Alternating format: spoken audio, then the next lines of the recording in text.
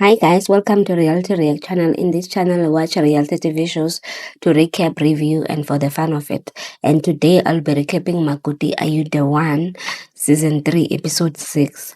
And today, the ladies are trying to get to go out with their friends or to go home or to do something just to update other people about what is happening in their 21 days. And then we find Bridget's man taking out his side chick Cindy to a spa, and he's trying to tell her what had happened. And you can see that also she also wants to participate in this process of the 21 days to see if they are going to Kotiza and stuff like that. And I'm wondering, so when you do this Kotizaren thing, are you going to stay at your father's home who is mad at you for the fact that you're trying to be a mamngane to someone else who does not even have his own place, that's still be getting taken care of by his own father, that maybe according to the father is not financially upstanding, that's why he doesn't like her. But also with Bridget has accepted her faith, but I don't think she had really accepted it, but the talk she had with her parents maybe is the one that cemented her staying, because her mother, when she got there, her mother told her that I told you do not rush things, and we have already accepted the lobola from that family, so you do not ever have another way. And I'm like, why are you being like that to your own child? Like, I swear I would have understood if it was the auntie that said that, maybe not someone that claims to be a mother, because instead of trying to like get it, because maybe that's the reason why I said the other time when I was reviewing the first few episode, when her sister said she doesn't like that guy because he cheats, and her mother did not say much to say maybe you shouldn't go, maybe you should stay home and stuff like that. And then Bridget had to go back, because what else can she do when her own family is busy saying, you need to do it, you have signed up for that, hey, what. And then she ended up having to go back. So as the other lady, the mamngane is busy, the potential mamngane is busy getting massaged and relaxed, Bridget is busy washing the windows there by Mamazala, and she's debriefing the Mamazala about the fact that that guy is serious about his Istembu. And then she's asking the Mamazala, would she be keen to do the same processes with the second wife? And the Mamazala says that she doesn't like the idea of Istembu for Bridget, but she would have to do it. And I'm just like, but stand on business, because even when they were trying to debrief the mother and father, I felt like they didn't try and cement it in his head to say, Tamba, you can't do that. Number one, you have not finished lobola for the other girl. Number two, you do not have a home. Where are you going? How are you going to do this? Are you going to rent another second room so that you can have your other wife staying in? Like, what is the process? Give us a direction to say that you are not just cheating to have multiple girlfriends, and while you have another one that's stable there in their home, and now you're trying to hoy another one, because maybe Bridget, according to her mother, Bridget is a busy woman, she's always up at gigs, so she can't really be a married person. I don't know what that mother wants, but she's also complaining about the fact that she had eaten the money. Even the parents of Temba could have sat him down properly and be like, Temba, tell us, what do you want? How are you going to achieve this with the amount of money you make? Because I'm also boosting you.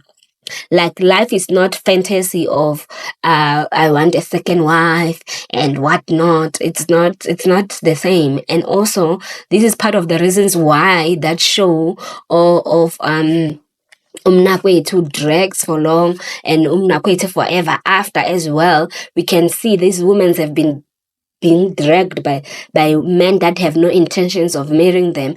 It's because life is not pap and place, and lobola is not cheap as well, and not everyone can afford it, and some of them are not even working. So even in his case, he's not working a proper job. I don't know what type of job he does, but he's like in PR and he's a TikToker. And if his father is helping him, I can surely say that he's not doing a proper job at maintaining his own lifestyle. So someone who depends on their parents wants an extra wife, wants an extra mouth to feed, to look after, unless if he's gonna have the reverse side of things where the wives take care of him, because that's also possible. We have seen it in other storylines, in other reality shows, and it's actually possible. You can have a relaxed life as a man, and then women take care of you, and then life is good. Because like, why want to do it if they agree to do it? If your happiness comes first, like Bridget said, that Tamara's happiness comes first, she won't deny him chance to be happy. So you see, okay. Then with Zizo and her mother-in-law, they're talking about the DNA issue and the forgiveness of it. So she's asking for forgiveness again. And then as she's explaining that, Zizo is also asking for to go out for like 30 minutes. Then as the mother approves, it's like 1 or 2 hours. I'm like, yo, Zizo, man. But anyway, the mother-in-law agrees. And I saw people are commenting about Zizo's negligence with the child being on the countertop. What if he falls? And I'm like, I don't know. Sometimes you get used to these things. The child knows that you can't just fall. You can't just decide to jump off that counter and it's too high. And also the mother-in-law tells her that, I don't know what type of work does Zizo do, because why would the mother-in-law say, I want to train you in my business if Zizo has her own thing going on? But anyway, she says she wants to train the Zizo to be able to take over when she retires with her catering business. And I'm like, go Zizo with your mother-in-law. But that mother-in-law changes like weather, because sometimes she's happy, sometimes she's not. And you just like, I wonder, when does Zizo know now it's time for my mother-in-law to be kind to me? It's time for my mother-in-law to be nice to me? Because I'm just wondering, when does it get there? And how would you know, like, when a person is like that? But anyway, she goes out to meet up with her friend, and she explaining the DNA issue, and also how the mother-in-law thought that it was a joke. And she says her friend tells her that it's not even a joke, and she previously had called her mother to tell her that she's doing this. So like all the parents, right, they say the same thing, that, you know what, I'm not going to stand in your way. If that's the thing you want to do it, go ahead. Because I mean, like, whether they say yes or no, if someone is over 21, sometimes even 16, if they decide to do the things, you can't really say much. You can say you don't like it, but they're still gonna continue doing it. So I guess the parents feel like, what is the point of me saying no? And they end up doing it.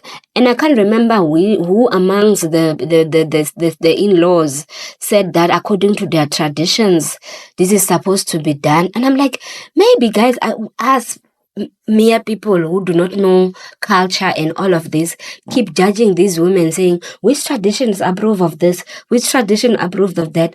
Because what if some other tradition, maybe, I don't know which other one, maybe Ndebele, because I don't know much about it, maybe they approve of this, maybe also the Zulu culture, I don't know which culture approved of this, but one of the in-laws said that it's part of culture. And I was like, yo,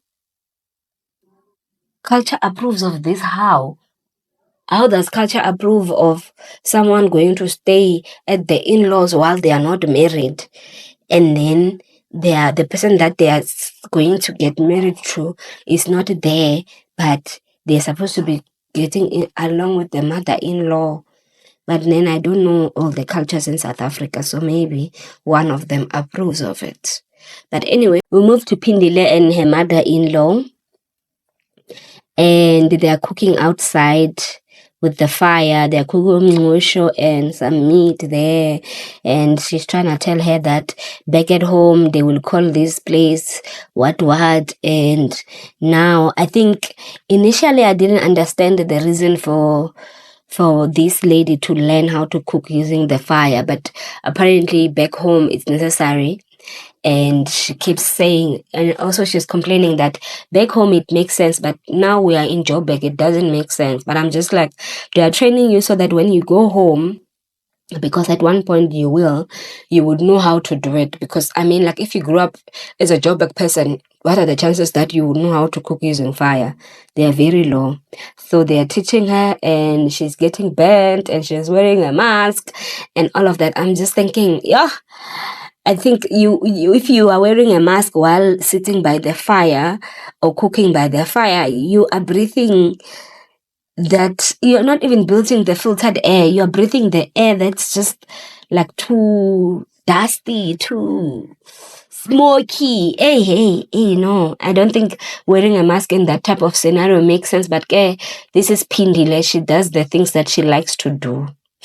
So as they are eating, so the mother-in-law is complimenting the food and saying that she cooked well. Ooh, Pindile is competing with this mother, guys. Like, I'm like, what is the point? Like, guys, even if someone says, yeah, I cooked so well, even if you participated, you don't have to remind them that I also cooked. What is there? Are you winning awards? Like, what is that? Like, I feel like some of these girls, they're just doing too much with the talking back with the mother-in-laws. Like, it's very unnecessary. Like, sometimes you just let people be. I don't know, maybe I'm a walkover, but like, man, like if someone says, oh, I'm the best cook, okay, good for you, we are happy, what have you gotten so far? But anyway, she says that I have also cooked. So the mother-in-law that did not hear her, but as they're eating, Temba walks in, Temba Kapindele this time, and then the mother-in-law is asking, what are you doing here? She's angry, she leaves the room. But anyway, when we find out that Pindile had sent a whole long list of message to say the things that's wrong in the house, the mapeles, the walls, the dirty walls, the dirty windows, the dirty whatever, everything that Pindile does not like, the insects that might come out of the wall. And I don't think that Pindile is being dramatic, right? But I even this guy mentions that, you know what, I came to check that if the house is fine.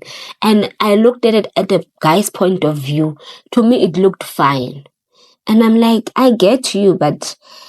And also, sometimes you see with cockroaches, you don't see them all the time. They hide, and then when we switch on the lights, they come out, and then you are just shocked, unless if there are too many. And then it's just like, I've been having sleepless nights. What if these cockroaches and insects got into my ears? And I'm like, yo, lady, you need to get over yourself, because like... I think she's being dramatic. I don't like Pindile's point of view around things. Like, she's staying in this house for 21 days. Why is she complaining too much about it? And also, she's complaining to this guy. What is he going to do? Is he going to buy new pavements and have the house plastered so that they hide the insects? Is he going to have the house fumigated? Because in the next episode, they are busy spraying doom. And I'm just thinking, if there's cockroaches a lot, you need to fumigate the house. You need to call pest control, because it's not going to work. And what if there are ants as well? I think that's part of the reasons why she thinks that they will get into her ears. So those are the type of... It's reasonable things, but I'm just like, lady, get over yourself. It's 3 weeks. It's not a long period of time. But anyway... She also talks about how she's missing her children, but she's not going to meet up with them today. She's going to meet up with her sister, to the mother-in-law in this case. And she also tells the mother-in-law that she was also surprised when she saw Temba. So the mother-in-law must not think that Pindile and Temba talked so that Temba can come and rescue Pindile and stuff like that. And then mother-in-law now, the aunt-in-law, start telling Pindile about her trauma of how she lost her father, who was violently, they ended his life and using a knife and stuff like that. And she explained how many times it had happened when they caught him, and how the other person was like a friend to the family and stuff like that. And it sounds like a sad story. And because she's the firstborn, she had to stand up to the family and be the one. So maybe the way she is, the aggressiveness, comes from that. The need to control maybe comes from that. And Upindile is like, you know what, mama, you need help. You need to talk to someone. You need to talk, like, I think she meant a therapist or a counselor, because who is this someone that she's going to talk to? And then she's like, you need to talk to someone because now you are offloading on a stranger. And I'm like, you are not a stranger. You've been dating this guy for some time. And even if she has never really met you, now you have enough time. You spent like over 2 days together. So you are not really a stranger. And you know what? I think that maybe she was just trying, I don't know what she was trying to do. Because initially I thought, maybe she's doing this so that Pindy can relax, because Pindy also has this armor around her that I am going to fight everything that she says. I'm going to argue with her whenever she says this. I'm going to say this. Like the talking back is very unnecessary. It's very like, but anyway, we moved to Tamara and her in-laws. So Tamara is out with her friend drinking, and then when she comes back, she had asked the previous time to leave while she had not washed the windows. So now she's coming back, and now she's saying that her boyfriend wants to take the kids to the park and herself, and she'll come back, wash the windows later. And the mother-in-law says, yeah, you can go, but I am not happy with you because you are always asking. There are dishes in the sink and they have been waiting. I'm sure they have been waiting there for Tamara, because I don't understand why the dishes are in the sink when Tamara comes back from Groove, and then they say dishes are in the sink when the girls are there. Like, who must wash the dishes anyway? So Tamara asks, so who must wash the dishes because the girls are there? Why is EP and the other girl not washing the dishes? And then she's like, yeah, I'm going to talk to them as well. And what's not? But she's not impressed with the fact that her windows are still dirty. My question is, these windows were waiting for Tamara to be cotizaring because it's the fifth day. And also, how many times do normal people wash their windows in a year? Because I don't understand. Like, you just moved into that house. Why did you move into the house that has dirty windows? Why didn't they ask the person who was staying there to wash the windows before they got there? Anyway, so she approves of that, and Tamara says that she will wash the windows later on. I'm sure she means tomorrow.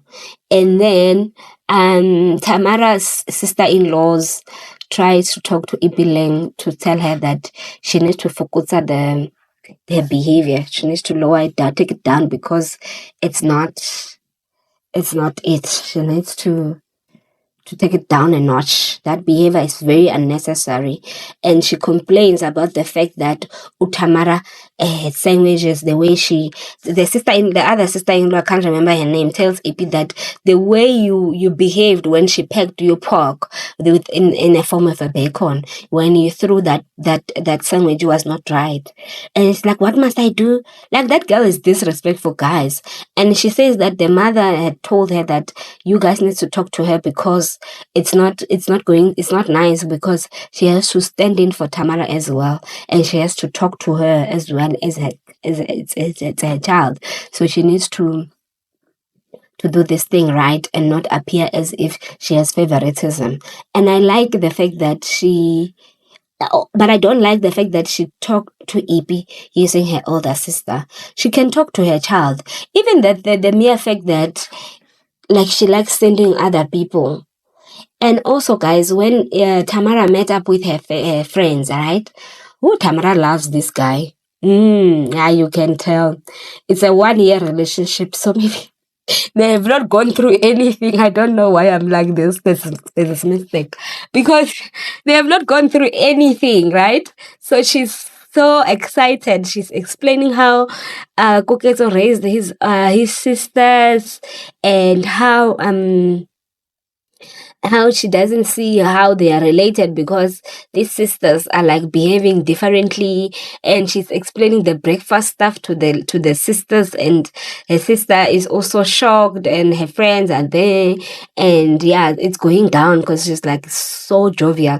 Tamara is like such a happy soul. I wish those sister-in-laws can just see that and just let her be, instead of dimming her light, doing the things that are very unnecessary, making her fight, making her argue. I don't think that's actually a good thing. But anyway, this is what happens when you go cotezaring with people that do not like to their brothers to have a wife, or they just don't like your personality in general. Because sometimes it's not that they don't want their brothers to be married. The problem is the person that they are marrying. So maybe they also have, because they are still young girls, right? So they also have that issue of saying, oh, Tamara has 3 kids. What are we gonna, how is, what? As if their brother is a virgin. But anyway, so those are the things that happens in these families. So sometimes some women get unlucky with the in-laws, but I've also heard the saying that sometimes if the in-laws like you, then chances of the men liking you are very low. So maybe Tamara has got the right formula in their relationship working going forward. Thank you guys for watching this recap.